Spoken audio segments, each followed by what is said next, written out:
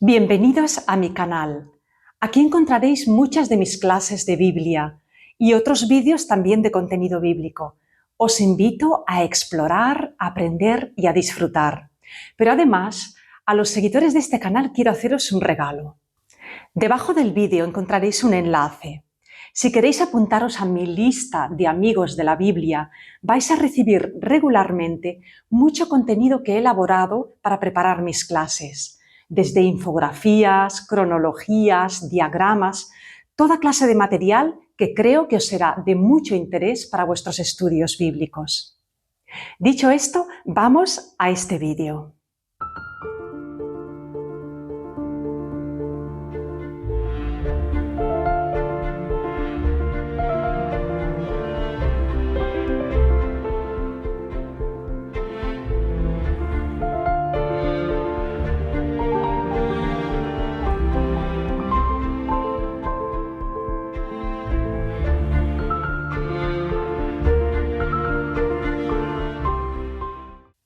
En este segundo vídeo sobre el Códice Beza, quiero hablaros de tres variantes muy interesantes que aparecen en este manuscrito, pero que no figuran en nuestras Biblias modernas, ya que la mayoría de ellas se basan en otros códices, fundamentalmente en el Códice Vaticano. En estas tres variantes del Códice Beza vamos a ver la fuerte impronta judía de esta primitiva versión de los Evangelios. Vamos a ver cómo el texto del Beza conecta el Antiguo con el Nuevo Testamento de una manera muy especial.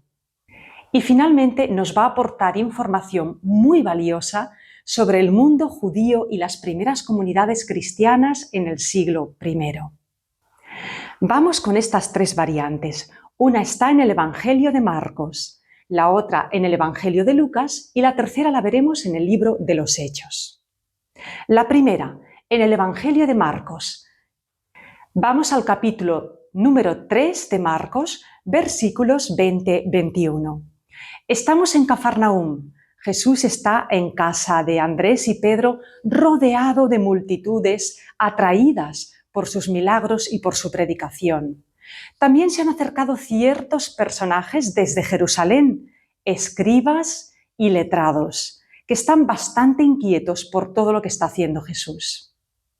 En nuestras Biblias leemos lo siguiente.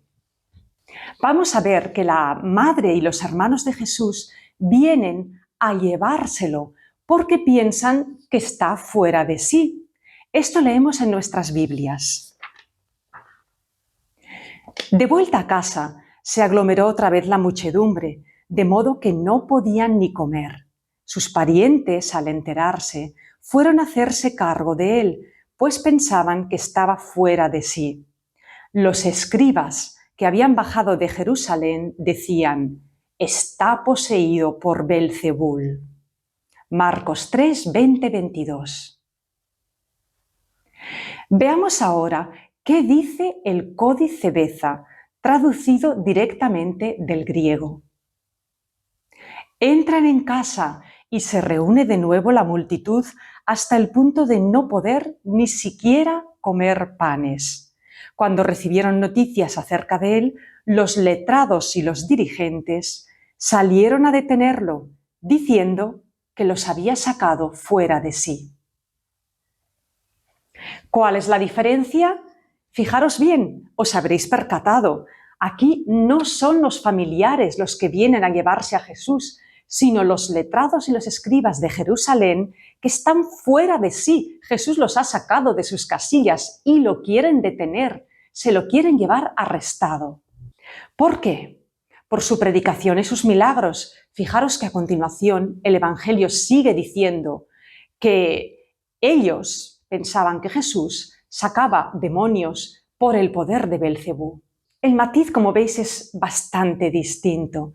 En las Biblias normales es la familia de Jesús la que va a buscarlo porque piensan que está fuera de sí, está loco y se lo quieren llevar.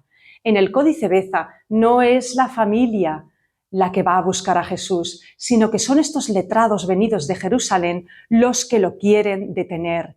Y los que están fuera de sí son ellos. No es que alguien piense que es Jesús el que supuestamente está fuera de sí.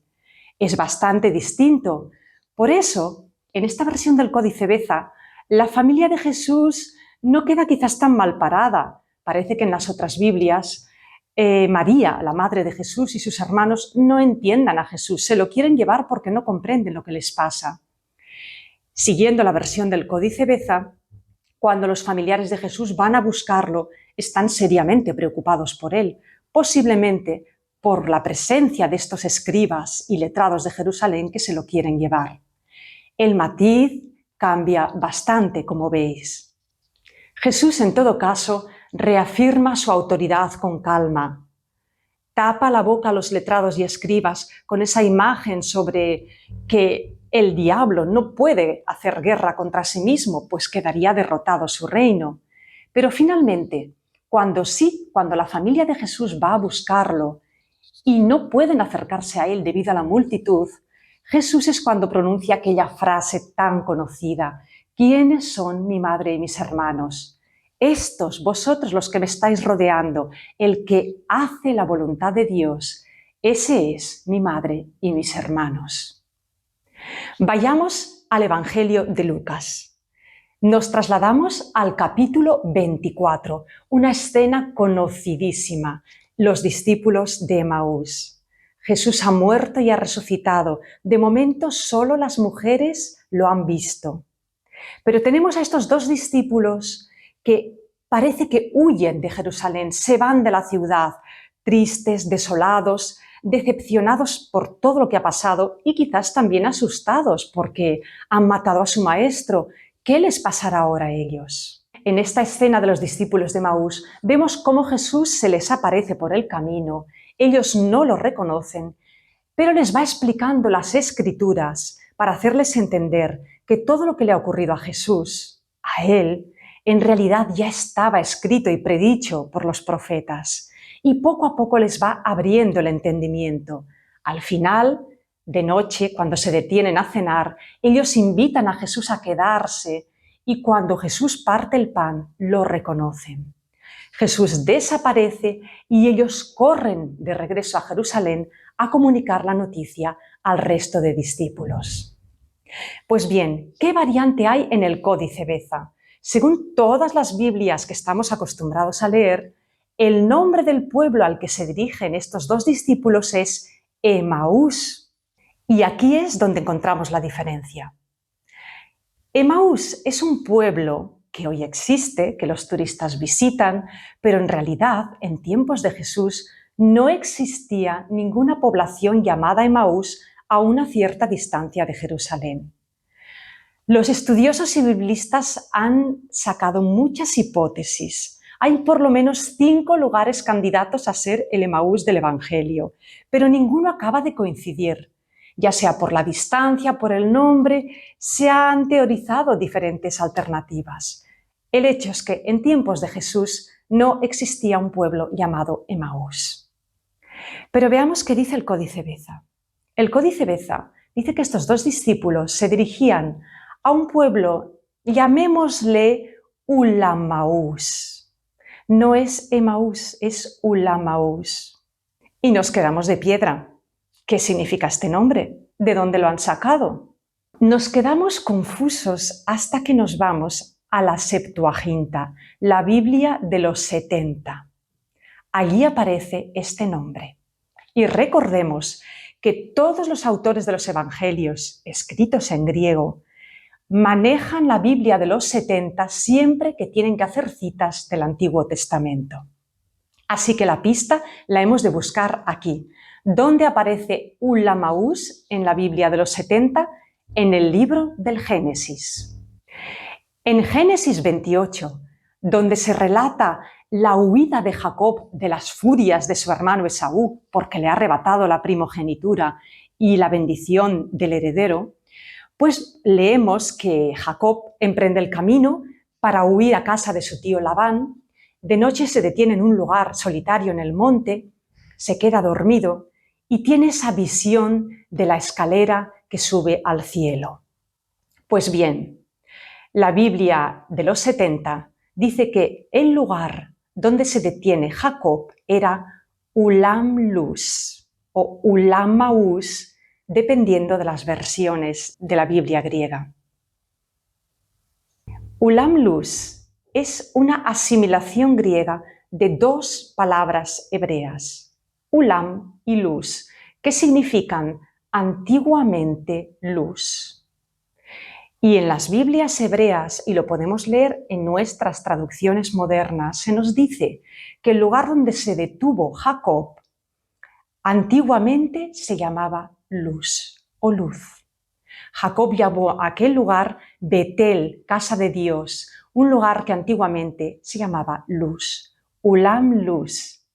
La Biblia de los 70 asimila las dos palabras, la partícula Ulam con el nombre Luz, y forma Ulam Luz o Ulamaús, y este es el nombre que aparece en el Códice Beza para designar el lugar al que huyen estos dos discípulos, Ulamaús. ¿Por qué Lucas traza este paralelo entre la huida de los dos discípulos de Jerusalén y la huida de Jacob? Pues porque en ese camino hacia Ulam Luz o hacia Ulamaús, tanto Jacob como los discípulos van a recibir una revelación importante. Veamos los paralelos. Jacob huye de las iras de su hermano Esaú para refugiarse en casa de su tío Labán. Los dos discípulos huyen de Jerusalén tras la muerte de Jesús, quizás para escapar del peligro y de la muerte. Temen por sus propias vidas, están tristes y desolados, abandonan la ciudad santa. Jacob duerme y tiene un sueño, donde ve los ángeles de Dios subiendo y bajando por una escalera. Estos dos discípulos no duermen, pero están como dormidos. Ven y no ven. No reconocen a Jesús. Oyen, pero no entienden, no comprenden el sentido de las Sagradas Escrituras. Están como anestesiados, como aturdidos. Hasta que Jesús no parte el pan, no se darán cuenta de todos, no van a despertar. En Betel, Dios da un mensaje a Jacob y lo bendice y le promete que estará con él siempre.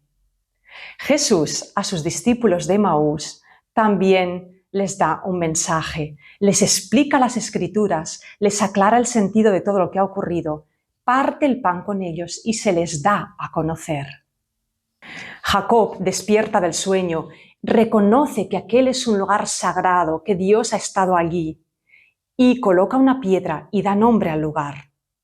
Los discípulos, cuando Jesús parte el pan, ven, se les abren los ojos y vuelven a Jerusalén, corren a dar la noticia, han reconocido a su maestro. En resumen, ¿por qué Lucas traza este paralelo entre el antiguo Betel y el Emaús de los discípulos? Porque en este camino de huida de Jerusalén se da un encuentro con Dios. Jacob se encuentra con el Dios que lo va a acompañar siempre. Los discípulos se encuentran con Jesús resucitado y lo reconocen. La escena de Emaús no pierde su hondo significado, sigue teniendo mucho sentido incluso sin este paralelo bíblico, pero si le añadimos el paralelismo con Betel, con Jacob, entenderemos más por qué los primeros cristianos enlazan su tradición con la experiencia que han tenido de Jesús.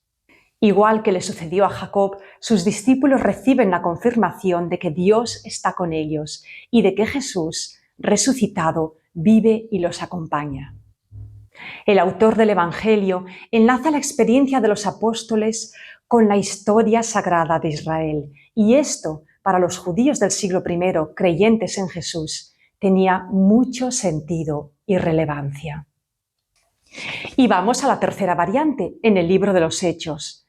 En el libro de los Hechos hay muchísimas variantes del Códice Beza respecto a los otros códices, pero nos vamos a centrar en Hechos 15, un capítulo muy famoso porque relata el llamado Concilio de Jerusalén o Asamblea de Jerusalén y, según algunos biblistas, más bien Juicio de Jerusalén, porque lo que está en juego aquí es qué condiciones han de cumplir los gentiles que abrazan la fe en Jesús para formar parte de la comunidad, para formar parte de la comunidad de creyentes, porque recordemos que estos primeros creyentes eran todos judíos. Entonces, el dilema, la polémica era: ¿tienen estos nuevos creyentes gentiles que acatar y cumplir todas las leyes y normas del judaísmo? ¿Sí o no?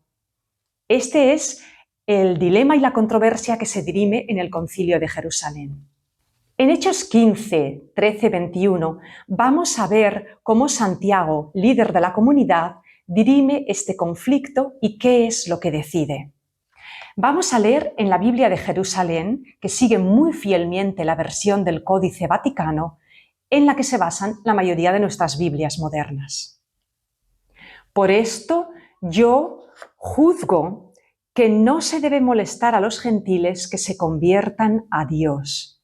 Les diremos por escrito que se abstengan de lo que ha sido contaminado por los ídolos, de la impureza, de los animales estrangulados y de la sangre. Todas las ciudades tienen desde antaño personas que predican lo que dijo Moisés cuando se leen las Escrituras cada sábado en las sinagogas. Es decir, Santiago está diciendo: los gentiles que abrazan la fe en Jesús, está bien, no deben circuncidarse obligatoriamente, pero al menos deben cumplir estas prescripciones. Veamos qué dice ahora la versión del Códice Beza, traducida directamente del griego. Por esto juzgo que no hemos de molestar por esto a los gentiles que se conviertan a Dios, sino que hemos de escribirles que se abstengan de la contaminación de los ídolos, de relaciones sexuales ilícitas y de la sangre, y que todo aquello que no desean para ellos dejen de hacerlo a los demás.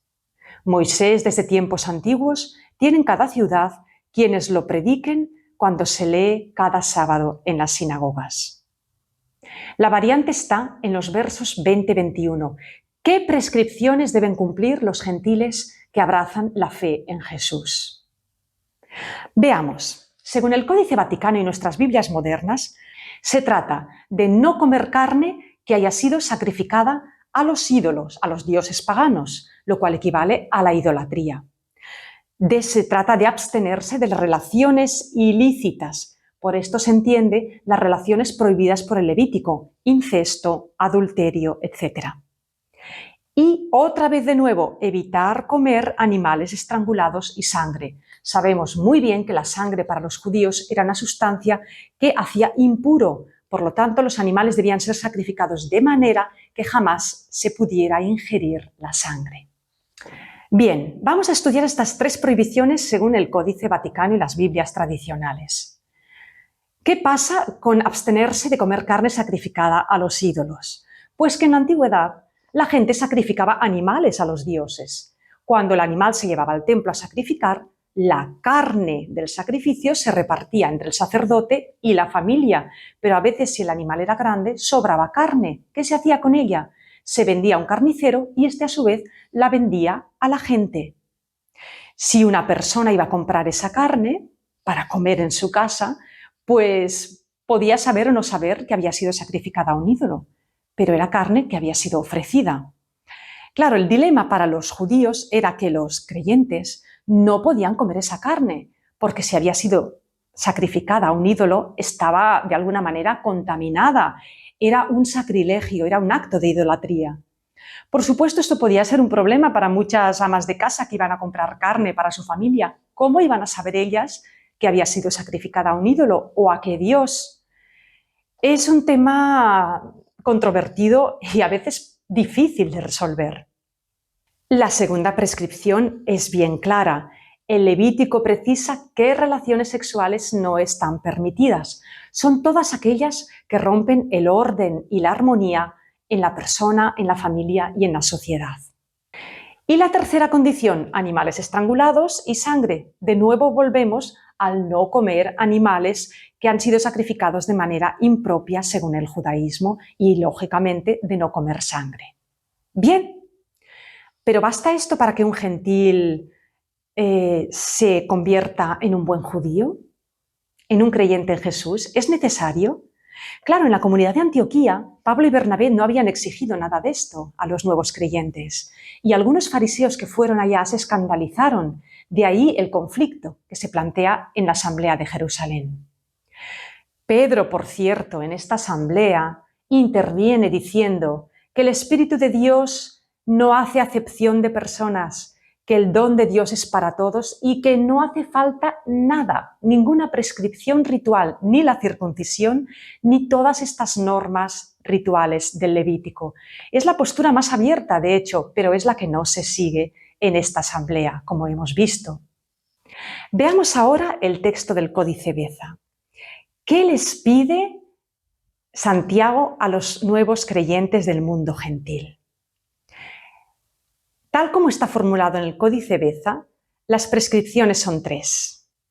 La primera se refiere a no comer carne sacrificada. Es no idolatrar. Es el mandamiento de la no idolatría, adorar solo a Dios. La segunda se refiere a las relaciones sexuales ilícitas. Está clarísimo, el 6.º mandamiento, no adulterar. Y la tercera, abstenerse de sangre a secas. Es el 5.º mandamiento, no matar, abstenerse de derramar sangre. Las 3 prescripciones que recoge el Códice Beza son los 3 mandamientos principales: no idolatrar, no adulterar, no matar, los pecados más graves que solían estar castigados con pena de muerte. Pero además, el Códice Beza añade una frase que no aparece en los otros: y que todo aquello que no desean para ellos, dejen de hacerlo a los demás. Es la regla de oro: lo que no quieras para ti, no lo hagas a los demás. O ama al prójimo como a ti mismo, trata a los demás como te gustaría ser tratado tú mismo. La regla de oro. Pues bien, para los rabinos judíos del siglo I, los 3 grandes mandamientos, no idolatrar, no adulterar, no matar, más la regla de oro, estas 4 cosas son el resumen de la ley de Moisés. Un prosélito, un gentil que quiera abrazar el judaísmo, basta que cumpla estas 4 cosas. Por tanto, el Códice Beza recoge muy bien la impronta judía y la decisión puramente arraigada en el judaísmo que toma Santiago en la asamblea de Jerusalén. A esto se le añade que cada sábado los creyentes han de ir a la sinagoga a escuchar la palabra de Dios. Por lo tanto, un cristiano del mundo gentil debía abrazar el judaísmo en sus condiciones básicas. Así lo decide Santiago, así lo aprueba la asamblea y así lo comunicará Pablo a las comunidades que ha fundado y que irá visitando. Este matiz del Códice Beza nos recuerda que los primeros cristianos eran judíos y los que no lo eran abrazaban el judaísmo. El cristianismo en sus orígenes era una secta más dentro de la religión judía. Jesús era judío, los apóstoles eran judíos, Pablo, los evangelistas eran judíos, todos ellos, y los gentiles que seguían el camino de Jesús también se hacían judíos. Estaban exentos de la circuncisión, pero debían cumplir estas normas básicas de la ley de Moisés y acudir a la sinagoga. Esto fue así por lo menos hasta finales del siglo II de nuestra era, y nos recuerda que cristianos y judíos en nuestro origen hemos sido hermanos. Es bueno conocer y aceptar este hecho porque forma parte de nuestras raíces religiosas y culturales. Sí, los judíos son hermanos nuestros, todos procedemos de una misma fe, y nuestro Mesías era judío. Mirad, el enfrentamiento entre religiones nunca ha sido bueno, a menudo ha sido muy duro y a veces incluso sangriento. En cambio, el diálogo entre religiones siempre ha sido rico y fecundo. Si os interesan estos temas, dadle like al vídeo, dejadme vuestros comentarios y suscribíos al canal. Y recordad, los seguidores de mi canal tenéis regalo. Si os apuntáis al enlace que encontraréis abajo, entraréis a formar parte de mi lista de amigos de la Biblia y vais a recibir regularmente material que creo que os puede ser muy valioso para vuestros estudios bíblicos. Muchas gracias y hasta la próxima.